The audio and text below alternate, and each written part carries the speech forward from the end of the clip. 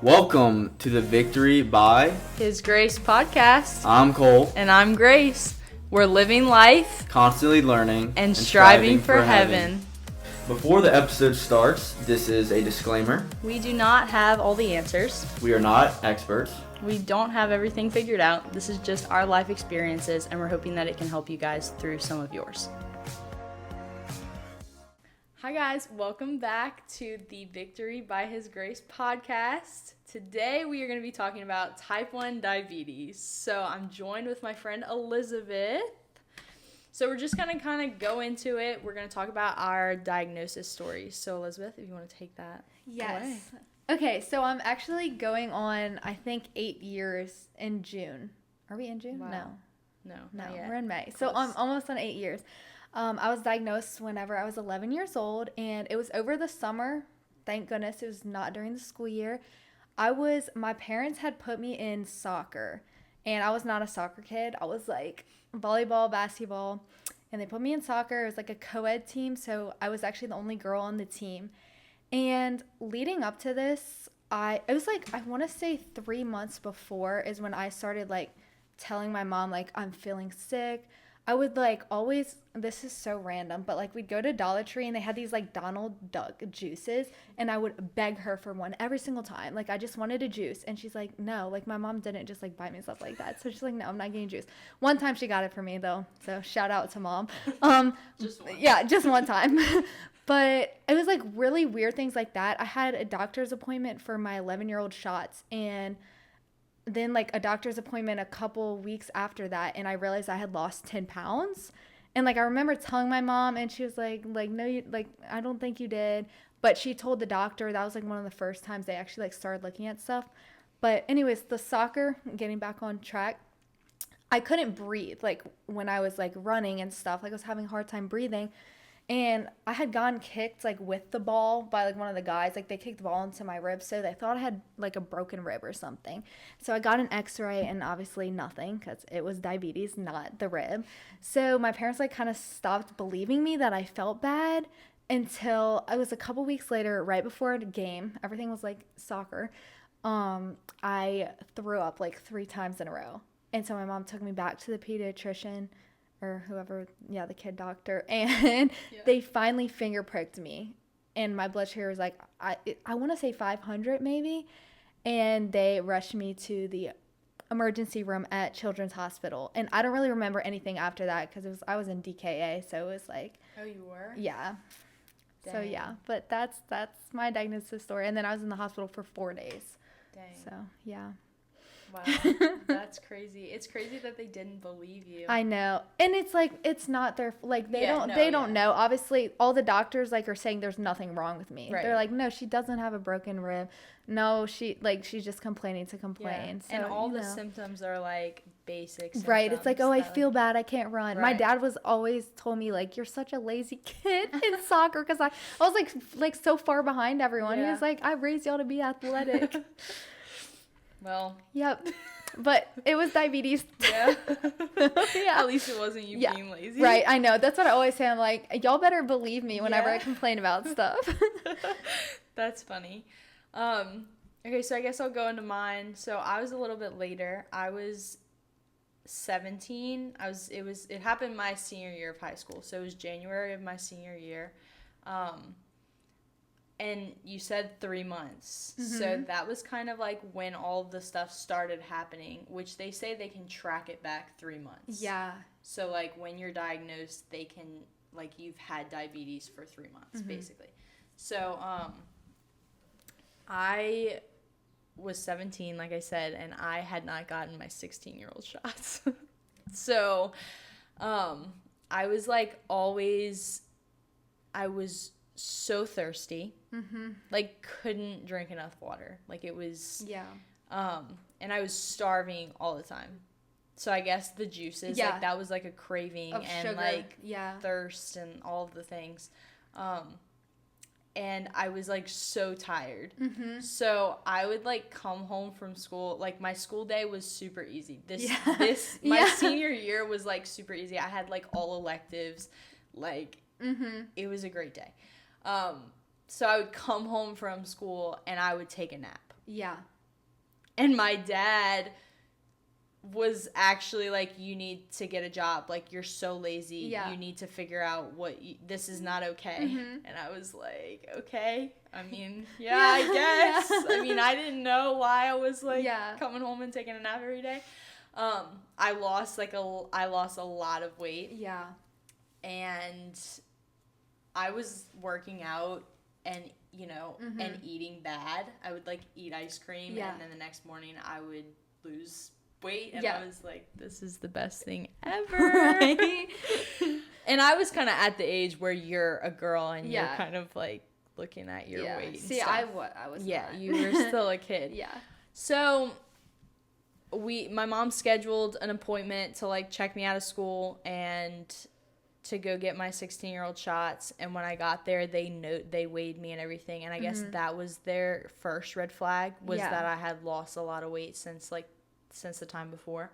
And so I remember me and my mom were waiting just in the room, and the doctor came in and she was like, when's the last time you ate and what did you eat? And I told her, and she said, we have to prick your finger. Mm-hmm. And they also took a urine sample, which a lot of pediatricians don't do. Yeah, Like, they didn't take mine for Yeah. ketones. Yeah. yeah, so that was actually, besides the weight, that was the other red flag that they, you know, caught was in the urine sample. And so they pricked my finger, and I was 509. So Wow, we similar. are similar. Yeah. But I was not in DKA. Okay. So I don't know. So how do you know if you're in that? I don't. They just told They me just that told I you was. were. I Okay. almost say it's like, you know how it's like it's a coma state. Yeah, I don't remember being in, like, I can Okay. remember small things, but I wasn't there. Like, I remember waking up in the emergency room. This is like the one memory I really have from it, besides like what my family tells me. And I looked down, they had like drawn my blood, but they didn't put a thing over it. And my arm was bleeding out. So I thought I got shot in the arm because I didn't even remember why I was in the hospital. So did your parents say that you like were out of it, that you passed out? Yeah, or like something? I Okay. didn't even know what diabetes was. Okay. My uncle actually, like one of my closest uncles has type 1, but Okay. I like, we didn't talk about Right. it at 11 years old. Like, you know what I mean? Yeah. So he came that night. So Okay. they told my parents. I just didn't know what it was. Yeah. So I'm just like, have no clue why I'm in the hospital. Okay. Wow. So that's what I'm assuming. It's just like, yeah, you're just out of it. Yeah. Yeah, so I was very much not out of it. Yeah. So the doctor told us, obviously, I, you know, cried. Yeah. I had no idea, because Yeah. unless you get diagnosed with it or have like like someone in your close family, like Yeah. that you live with, Yeah. who has it, you don't know. Yeah. And I used to be like a person that had a lot of anxiety. Mm-hmm. And it was very weird, because after we like got in the car, so I live, you know, we were like an hour from Children's. So Oh, you went to Children's too? yeah. So we which is funny because I was 17, so I Yeah. was like just Yeah. barely like, Right, in right. but so we had, you know, the hour drive, and Yeah. I just remember being like, you know, I Googled it, and I Yeah. was like, this is That's what I'm gonna have to do, and Yeah. it's gonna be okay. Like, totally no anxiety. It was like That's so crazy. random that it was so weird. That's from God. I always like, yeah. peace from God. I always say that Yeah. like, I swear diabetes cured my anxiety. Yeah. Because God Yeah. said you can't handle both, honey. Right. So, yeah, I got to the hospital. I think we were in there for maybe two nights. Uh-huh. And yeah, they had to take my blood, which that was the first time I'd ever gotten my blood drawn. And it was like everything all at once. It's yes. like IVs, blood work, finger Yes. prick, shots. But it's like you don't have an option. yeah, so it's there's no just time. you just accept it. Right. There's no time to be like concerned about it. Yeah. Or yeah. even think about Yeah. it. It's just like, oh wow, that happened. Yeah. So then, yeah, I got diagnosed in 2022. So they were still like testing for COVID, and I actually Oh. tested positive for COVID. Did you actually? Yes, Wow. which was like, Like, I didn't have COVID. Right. I was right, totally fine. Right. But they had to like, Yeah. all the nurses, every time they came in, they had to put on the That's extra crazy. gloves, the extra Yeah. mask, because I had COVID. Yeah. So That's crazy. yeah. Yeah, I was 2018, so So it was before that. Yeah.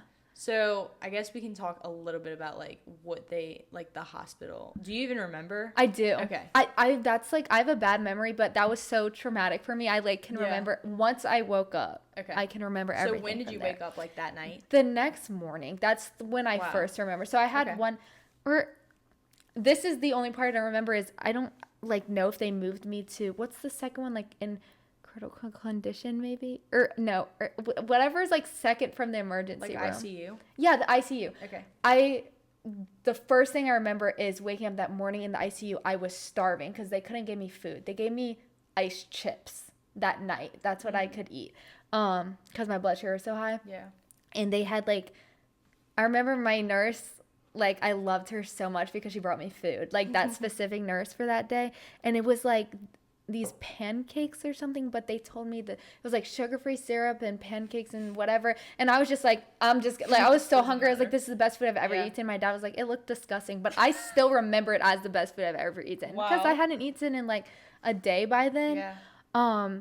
Then I still don't remember a ton from that day. After that, for 2 days I got moved into like a normal room where they started to teach me stuff. But I know like the hardest part for me, I only cried like 1 or 2 times, but I didn't understand what's happening because I was 11, and so they were like kind of like, you just won't be able to have cookies. Like it was like the very basic. Like so I'm just like, okay, like what? Like I don't know what this like, even why is. not? Yeah. I just like my favorite thing was leaving the hospital room, but I had a little IV card on me. That was the worst thing ever. They made me drink these like Crystal Light bottles, like tons of them to get like fluids in me, and I like hated Crystal Light after that.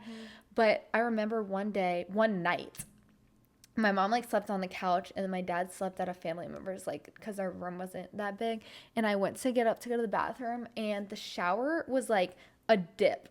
Like it wasn't like a actual, and my IV cart rolled in and it ripped it out of my arm. I cried. It hurt so bad because you know you're dehydrated from, and so like just all the needles on me. It was so bad. That was like worst memory was it ripping out of my arm. And the nurses came and they were like, we won't have to put it back in if you drink this many more Crystal Light bottles. And I was like, no. Oh my gosh. Yeah, but that's like the only, like I really just didn't know what was happening, so I just did what I was told, and like.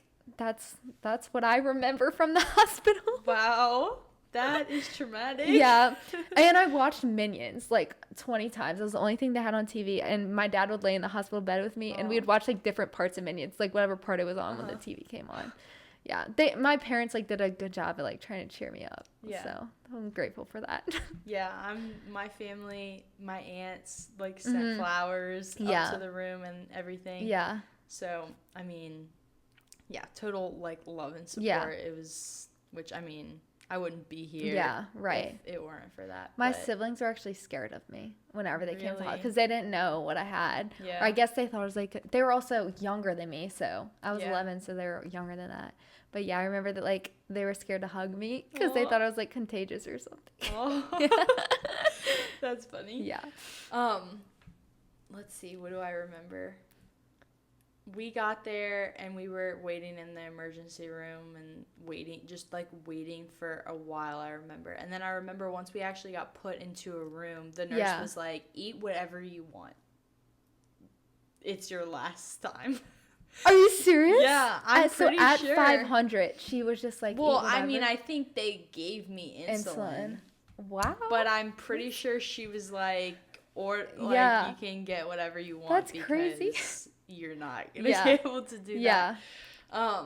And then I just remember in the middle of the night, like them coming in every I don't remember how often. Every hour, I think, is to it? finger prick because you don't have a Dexcom or anything. And I'm like, how are you supposed to get any rest if you're finger pricking? Yeah. Like you're waking me up and finger pricking me. Mm-hmm.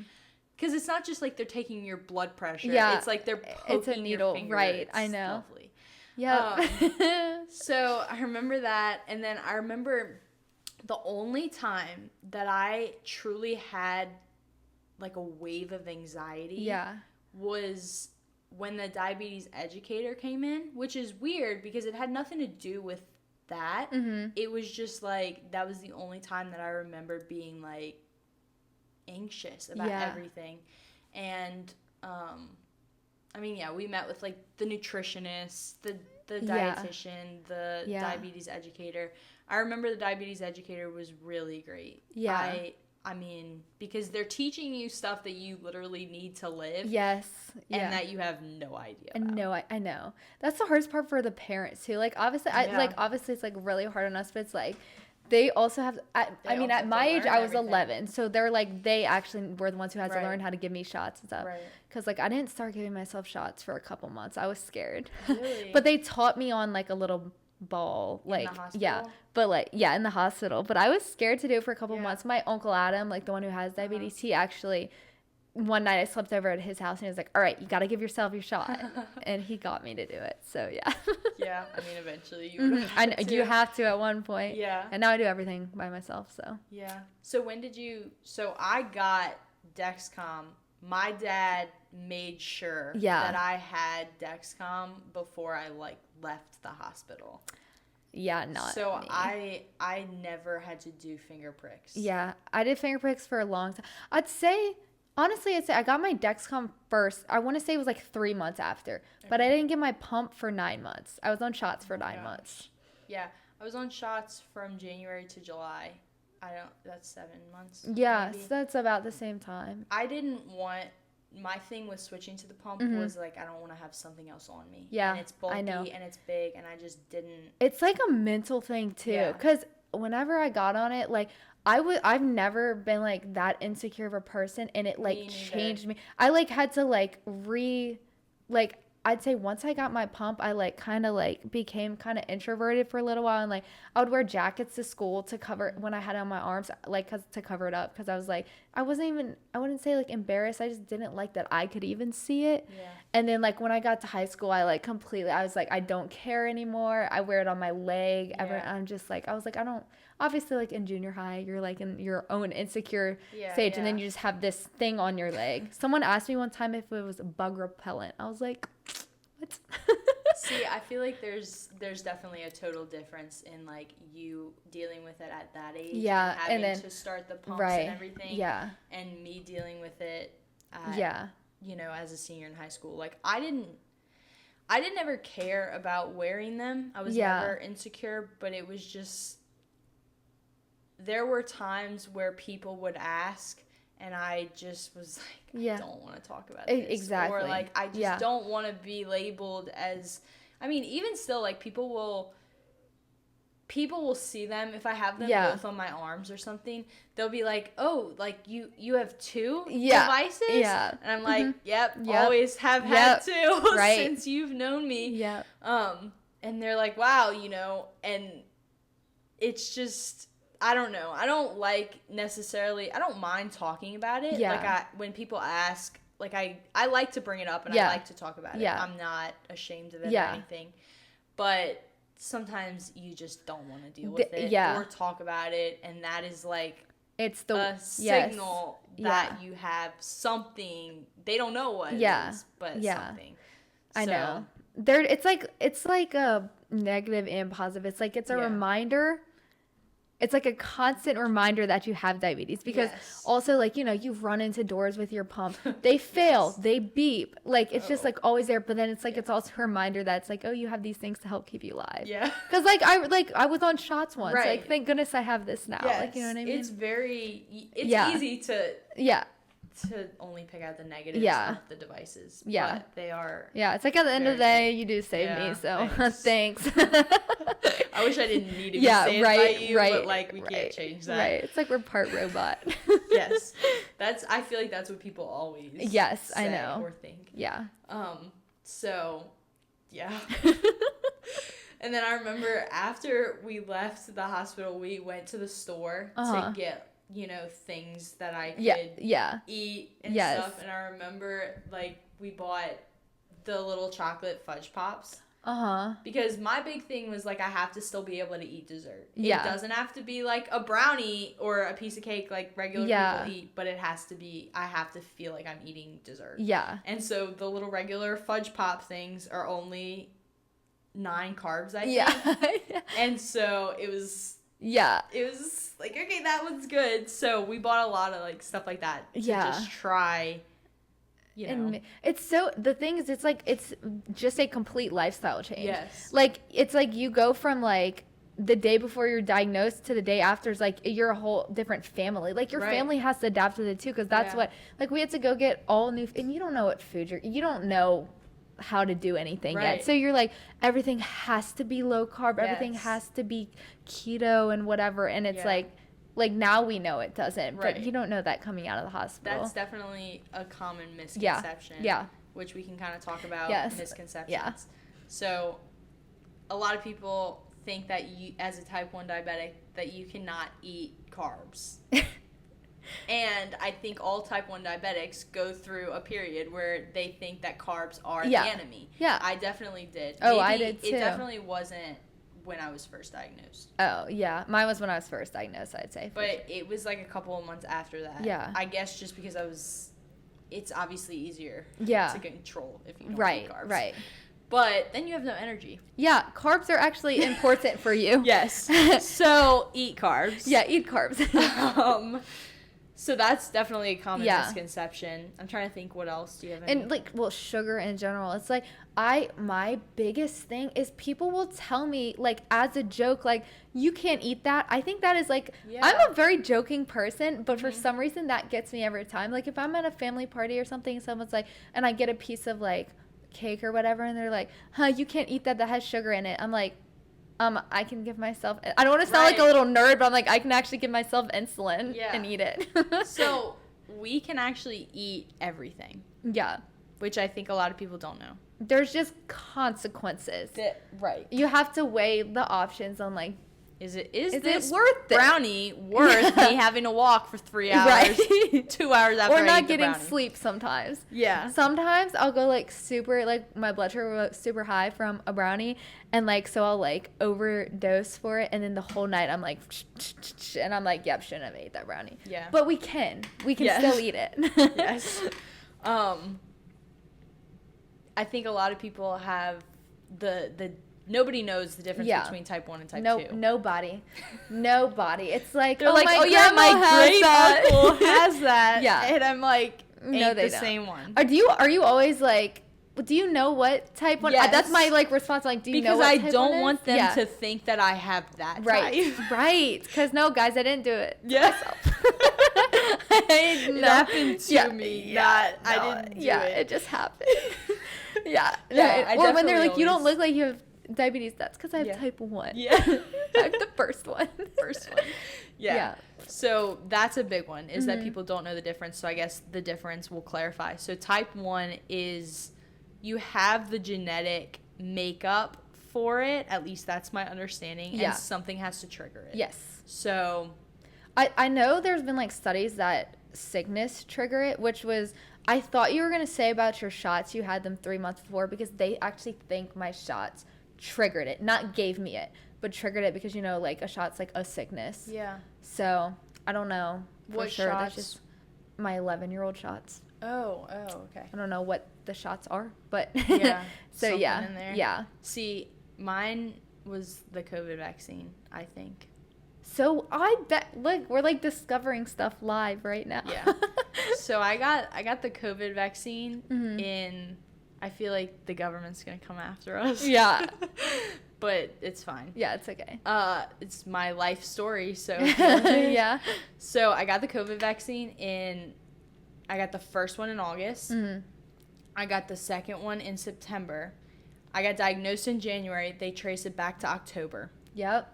Yeah. So it's So- not, to clarify, it's not the I don't shot- know for Yeah, sure. it's not saying they're giving it to you. It could trigger. It triggers the makeup. Yes. However, Because we're born going to with- have it. you're born Yeah. with like the makeup. For Yeah. it. Yeah. I don't know how that works, but Yeah. that's like my understanding, and I Mhm. feel like that's the simplest understanding Yeah. to people. Right. Whereas type 2 is based on your lifestyle Mhm. and your diet and Yeah. your exercising and stuff. And so type 2, your body can't keep up with producing the amount of insulin to compensate for the amount of sugar that you're eating. Yes. Whereas us, whatever makeup we have, is triggered, and then it like goes after the pancreas cells. It kills them all slowly. Our body is fighting itself. Yes. And then it stops making them completely. So we have to be completely insulin dependent. And there are some type 2 diabetics that are insulin dependent, but that's because they didn't change their diet. They got themselves there. Yes. Like, there's nothing that we could have done to reverse it or make it worse. I couldn't start eating better. I couldn't, like, there was nothing. And there's nothing we can do now to unless it gets cured. Yeah. One day. Yeah. So that is the difference between the two. Yeah. Type 2 is usually in older people. Type 1, usually you get diagnosed when you're a kid. Yeah, that's why they used to call it juvenile diabetes, because it's more commonly. But you can get diagnosed later, like you said. You know, one thing that I didn't realize that is nice is that we don't, like, when you get pregnant, you don't have to do the gestational diabetes test because you already have diabetes. Oh, that's, yay! The perks. Yeah, you're right. Yeah. I was like thinking about that, I don't know, a long time ago. Yeah. And the doctor was like, no, you don't have to do that. I was like, oh, yay. and we get into national parks for free. Really? You didn't know that? I did not. Just if you have a, like, disability pass. So, like, my family uses me. Wow. Yeah. See, Disney World, game changer when you're a diabetic. I'm like, I love this. It's any theme park. Yes. Actually, Disney just made it harder, which is crazy. Well, then I won't be going to Disney. Yeah, it's kind of crazy to me because, like, diabetes, like, guys, that is a genuine disability. Yeah. Anxiety in a line. Yeah. No. Yeah, right. Sorry. Right. I can, like, I can actually just, like, die in line. So, actually give me a pass. Yeah. Even though we look normal. Yeah. We're not. We're not, guys. The amount of thoughts that go through our head in a second, in a singular second. Okay, wait. I'm going to give you. Okay. Tell me the thoughts, okay? Okay. All right. There's a brownie. Okay. At a party, okay? All right, go. Okay, thoughts. Okay, I see this brownie. I'm like, did I work out today? One. Because that means that depends on if my blood sugars are level or not. Is my blood sugar already higher? If it's like on 180 or higher, I really should not even eat the brownie. Maybe half. But if I'm going to eat half of it, I'm probably going to end up eating the whole thing. Do I need, like, how far in advance do I need to dose to eat this brownie? Probably should be 20 minutes, but it's already right there. So it's like, should I just eat it? Wait? Yeah. And then it's like, sometimes I'm like, think about, should I eat protein with it to try to, like, curve it? But brownies already make you high as it is. It's like, what am I curving? The high blood sugar, right? And then I'm just staying at the high blood sugar. Also, like, how close to night is it? Because the closer it is to night, the worse my blood sugar is going to be from it. Because I don't have any more activity I can do. Like, I'm just going to sleep. Also, I don't know if, this affects you, but sometimes, like, hot water, like, showers. Yes. Yeah. So it's like, am I going to take a shower soon? Like, what? Or, like, literally, is the weather different outside? Like, you know what I mean? Yeah. Actually, if I'm going to be in the sun, that also changes it. Hormones. Yeah. Everything, guys. Literally everything. Yeah. Then I eat it and regret it. And I'm like, I shouldn't have eaten that brownie. And then after that, there's just even more thoughts to come. Because then you're thinking about, like, dosing. How often can I dose? Am I going to, like, overcorrect? Am I going to overcorrect so much that I'm not going to sleep tonight? You know? Yeah. For one brownie. Just for one. That wasn't worth it. No. Yeah. That's... Yeah. I normally don't make good decisions, too, if it's a brownie. Like, I do. I'm like, pre-bolus? No, it's right there. See, you said 180. If you were 180, you would only eat half. Like, if I was 180, I wouldn't allow myself to eat any of it. That's good. I'm very, I don't know. I guess I'm strict on myself. Yeah. But I'm very, like, I'm not okay with my blood sugar being bad. Like, being out of range. So, there are some times, obviously, that I accept it and I just... Yeah. Accept that I'm living my life. Right. But that happens very rarely. Yeah. So. See, I also think, so my blood sugars, I feel like, are, like, way worse than yours. Yeah. But I have hormone problems, so it's kind of just like, that's what I just like, it is what it is. Like, I'll eat sometimes like chicken and eggs for breakfast, which guys is like 10 carbs, and it's like I'll be 280. And see, you might be like, wait, did I miss the carbs in that? Yeah, you didn't. Yeah. You have to treat for protein. Yeah. Which nobody tells you. No. That's Fat diabetes. too.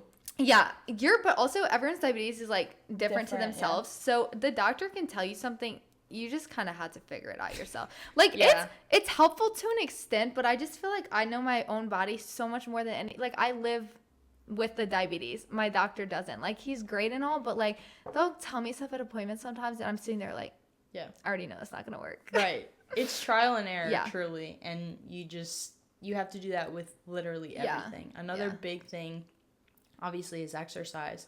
The amount of thoughts that go through your head when you want to go to the gym, Yeah, or do a workout, that's the worst thing ever. That is the worst thing, honestly. Yeah, Because I like working out, yeah, but not enough to have to do it every day, and I have to do it every day. yeah.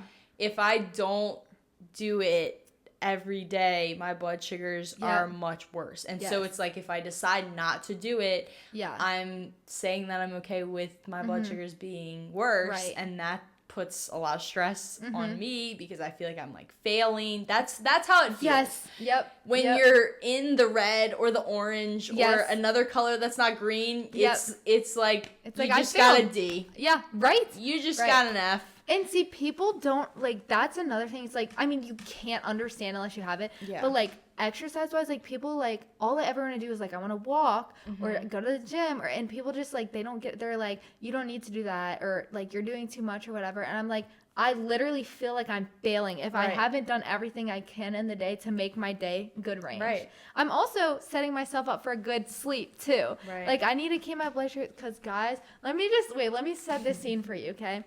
This happens so many times. I get into bed, I set my alarms, take my medicine, check my blood sugar, I'm great, whatever. But, like, maybe I went on, like, a walk an hour ago, and for some reason, the low hits me right now. Even though I ate protein when I got home, and it's, like, 2 minutes in bed, and it's, like, beep, beep, beep. And once I beep once in the night, there's way more than one. It's just, like... They never come in once. You're not sleeping. So and then I'm like so like tired already that I don't know why, but like I'll get up and grab one juice knowing I need to grab more stuff. So then it just like trips back to the kitchen the whole entire night. And I have so much less self-control of like waiting the 15 minutes and stuff when it's in the middle of the night. That is the hardest thing ever, is waiting for a low blood sugar to come up, because it's like, you know that you just ate something that will bring it up. Yeah. But you feel like crap. Yeah. Your body's basically on like the fight or flight mode, I think, like adrenaline, because your body is dying. It technically is dying. Like you feel like you're dying too. So it's like, I need to eat. But so like, it's like you want to keep shoving your face with stuff. But then if you do that, you know that it's going to be high later. And then you're going to wake up to correct for your high. And then you're going to go urgent low again later. So it's just like, I'm not sleeping. But that is so true about the beeps in the night. They are never one. It's never one. Never. Because it's... The other night, I put on a new Dexcom, which I guess we can... So we're both on the Dexcom G7 and the Omnipod 5. Yes. For those of you who know what those are. That's it. The Dexcom reads our blood sugar, and the Omnipod 5 gives insulin. Yes. So I changed my Dexcom, which you have to do every 10 days. And when I put it on my leg, it is 20 lower than what my blood sugar actually is. And that has been the past like 3 times. So I'm like, all right, this is pretty consistent. Yeah. So I put it on, I went to bed, and it's just like beeping, but I know that I'm not. Right. So then there's no way to silence. Yeah. There's no way to silence it. Yeah. So it just keeps going off, and I know that it's wrong. That's also fun when you're in mass. Oh my gosh. And you're like, I know that I'm not 40. Yeah. But it's beeping And you need to every turn it off. 5 minutes. Yep. You cannot, so you can shut off the Dexcom alerts. Mm-hmm. Thank you, Dexcom. Yeah. Omnipod 5. Yeah. You cannot silence the below 55 alerts. Now, is that a good thing for people who don't monitor themselves or care? Yes. For those of us that do monitor and do care, and I know that I'm not 55 and you're still beeping at me, there should be a silencer. I mean, something. So I'm like sitting in mass. I'm just like counting the 5-minute time increments. That's what I do. I do that too. So, like, I'm totally not distracted, which Jesus understands. Yeah. But I'm, like, worried about disturbing everybody else because I know I would be sitting in the pew being like what the freak is that? Yeah. Shut that off. Yeah. That's so rude, you know? Actually, one time I was in mass recently. Daily mass. Yeah. And the priest was like, it was before mass started. Yeah. That all the things beeped. So my phone was on and they all beeped and then the pod on me beeped. Yeah. So it was a lot of everything. So I shut my phone off, which doesn't stop the pod from beeping. So that's still going to beep. Yeah. And now I don't know what the time is. So I don't know when to cover it up. But the priest was like, please silence your cell phones. It's very disruptive to other people in mass when they go off. Oh. And I was like, sorry. Obviously, that made me feel like crap. Yeah. And so then, I'm not kidding you. The entire mass, it beeped every 5 minutes. Oh my gosh.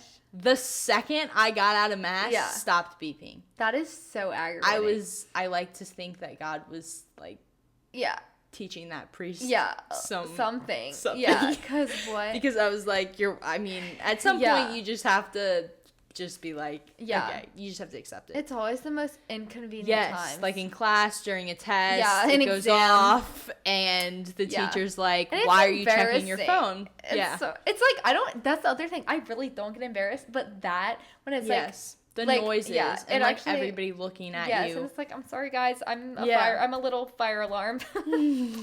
Also, really random, but like going back to the nighttime thing, if you lay, I don't know if you like know this, but if you lay on your sensor, it gives you false readings. Yeah. So guys, if we literally turn over in our sleep, it can give us low blood sugars. Yes. Fake low blood sugars. Which I feel like I haven't had that problem with Dexcom G7. I've had less of it, but I've still had it.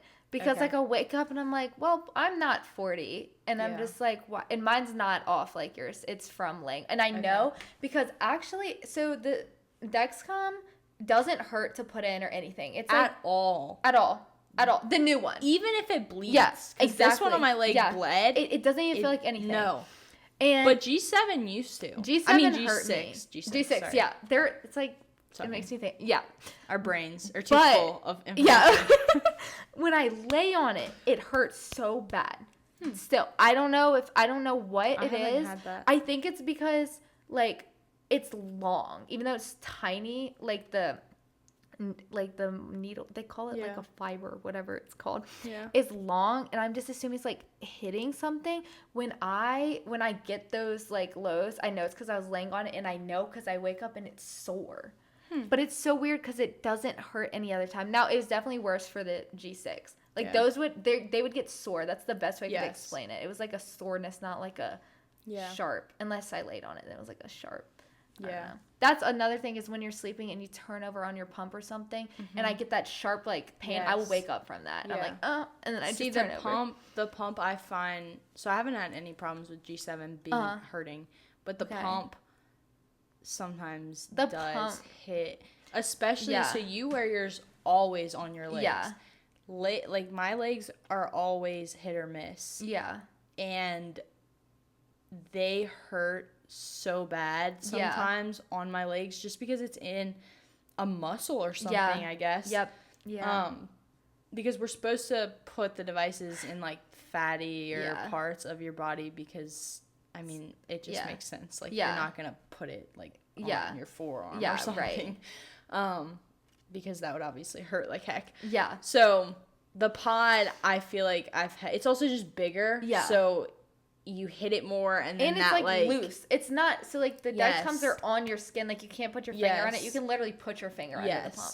And so something like clothing or something, there's so many times that like it gets caught, and I'm just like, it is such a sharp pain. My face will turn red, and then I just like, okay, I'm good, and then I just keep going. I'm like, so imagine, I mean. And see, my parents are always like, if it hurts, take it off. Yeah. You don't need to live with that. Yeah. But in my head, I'm like, but it's before the 2 days is up. Right. It's before the 3. Right. That would be wasting it. Yes. Right. So I just might as well suck it up and deal with the pain. Exactly. I mean, and I do that most of the time, but sometimes it's too bad that I'm just, I can't. But mine is I'm just like too lazy. Like, even if it hurts, I'm like, I feel like it'll stop hurting by the next day. It doesn't. I just, I'm like, it's in 3 days. It's fine. Yeah. But I don't know if I feel like I might have told you, but I was like allergic to a type of insulin they prescribed me. That was the most painful thing ever. Because it's just in you. And like every time I'd get insulin, it was like, it was sharp and sore, and it started bruising like outside of the pump. It was the worst thing ever. My doctors like wouldn't let. My dad had to call insurance, or my mom, one of them, and be like, "Okay, we have to switch her back to Humalog, which is like the normal insulin I'm on, because I'm literally I was like having allergic reactions to it." Yeah. Good thing you're not allergic to all insulin. Oh my gosh, I know. It's so funny because they asked like any allergies at my diabetes appointments. I'm like, yeah, insulin. Like, what? It's also such a weird, it's like Lyumjev. It's like LYMJV. I'm like, who named this? Bunch of letters. Yeah, just, right. They just randomly chose them. Yeah, exactly. Yeah. But exercising is definitely the headache. Yeah, like thought intense. Because it's like, okay, what is my blood sugar right now? Yeah. Am I going to eat something before? Is that going to spike it? Yeah. When I work out? Because, so I usually wake up in the morning, I give insulin, I wait 15 minutes, and then I eat breakfast. Yeah. And then I give less insulin than for the carbs that I'm eating, so that it can like spike me a little bit more, and then I can work it down with like help the insulin work the blood sugar down. The problem is that there's so many problems. There are. The problem is that I have to wake up super early because I have to wake up, I have to give insulin, wait 15 minutes before I eat, and then that takes, it's like 40 minutes to like kick in if my blood sugar is already on the lower end to like get it to raise. Right. It will raise. Yeah, it will. But will it raise in time for me to have enough time to work it down? Yeah. I've also found that I have to work it down twice. So it spikes. And then comes back down and spikes again? So if everything works well, it spikes, I start my workout. It plummets. Yep. I stop my workout. Now, do you know how hard it is to get a workout started? It's very hard for a normal person, because it's like nobody wants to work out. Yeah. Then you get to stop. Yay. I mean, sometimes I'm like, thank you for not letting my blood sugar go up after breakfast, because I really didn't want to work out today. Oh. Like this morning, I woke up super early. I did my process, and I was like exhausted, and it just didn't go up. And I was like, thank you, Jesus. It did go up a little. I walked for 15 minutes, but I can handle that. Yeah. Anyway, so I found that it goes up. I work out. It plummets. I have to stop for like 20 minutes. Yeah. Yep. For it to start to like come back up. It'll go low. Yeah. And then it'll come back up in range. So it's like you can't treat that low. Yeah, it's insane. You have to know, but it's just crazy because mine's different. I have to. I go urgent, like double A's urgent low. Even I can be working out, like start at 260, which probably sounds like insane to you. Yeah. And like no insulin on activity mode literally doesn't work. Activity mode does not work, and I stand by that. But the double arrows down, and then it is the most defeating feeling ever. You just spend an hour at the gym to drink back, like literally, like it ends up being like 200 calories. Like I'll try my little 60 calorie juicy juice, but it just doesn't. It doesn't do it. Yeah. It never does it, because I go straight up and come straight back down, and then I just drink it again, and it's just like. It's so defeating. Yeah. That's like the closest I get to like the mental block is like Yeah. is like knowing it's like almost it's like I always feel like okay, like I at least can do something about it, but like that's the point where I'm like, okay, I can't do anything more about it. Like I tried and I failed. Yeah. And it's just like, what else do you do? It is defeating is definitely the right word. Yeah. Especially when it comes to working out, because Yeah. even if you have to stop a Yeah. workout completely because Yes. you're low, Yeah. it doesn't feel like you worked out Yeah. at all. I know. It really because you didn't get to yeah, finish it. and everyone's always like, well, at least you went. I'm like, you just don't understand. I'm like, don't talk to me. I know I went. It doesn't matter. It's canceled out in my head. Like, I know it's not, but like, that's what it feels like. Because like, you, like, it's like a whole hour. And then your low blood sugar can just ruin that hour that you had. Stupid blood sugars. Yeah. I don't know. It's all hard. Yeah. But there are good things about it, definitely, that it has taught me and you me, as well. yes. Do you want to go first or do you want me to go? You On can like go. the good things. Okay. I mean, I feel like I always say, so we have to rant about the bad things. Yeah. Because you just have to. It's 24/7. Yes. It's like what we You live through don't every get- single day. You don't get a day off. When you're No. having a hard day, you still have to Yeah. manage your blood sugar. It's still exhausting, like all of those things. Yeah. And we just recently found the first person that has understands. that understands. Because as much as the people listening, who I'm sure are our family and friends. Yes, and we love all of y'all. You're Yes. actually amazing. Yes. But you'll never truly understand it unless you have it. Yes. So, like, thank you for all of the walks that you go on, for all of the understanding that you Keeping make an supplies effort. on you and Yes. Yeah. For the knowing what the beeps mean. Yeah. For just waking up knowing. in the night with us. Yes. Thank you for it all. But so that's why anyways. we have to rant. Yeah. But the good things that it has taught me, it's definitely increased. I was always a disciplined person, but it's definitely increased. Oh my gosh, you literally You can't not be disciplined. I mean, you can if you don't care. Yeah, then that's not gonna work out too well for you. Right. So it's definitely increased my self-discipline, and it makes me active, which I'm very happy about, because if I didn't have diabetes, I would not walk or work out nearly as much as I do. So I'm very grateful for that, even though I hate having to do it. Yeah. I'm grateful that I have to do it. And also just like the eating better thing. Like if I didn't have diabetes, I would be concerned that I would not be able to stop at one brownie. Right. Like I wouldn't stop at one brownie. So I'm just like, all right, this is saving me from myself. It's like health on a whole nother level, like an unimaginable level. Yes. Yeah. Yeah. So that's the stuff that it's taught me. It's taught me like a lot of resilience and just like endurance. Like and physically, mentally, Yes. and emotionally. All three of them. Yes. Very true. Yeah. I'd say for me, I think the biggest thing is like, besides discipline, is just made me so much more confident. Like, I'm not gonna lie, part of my personality comes from diabetes. Not saying there's this quote, it's like, diabetes does not define me, I define diabetes.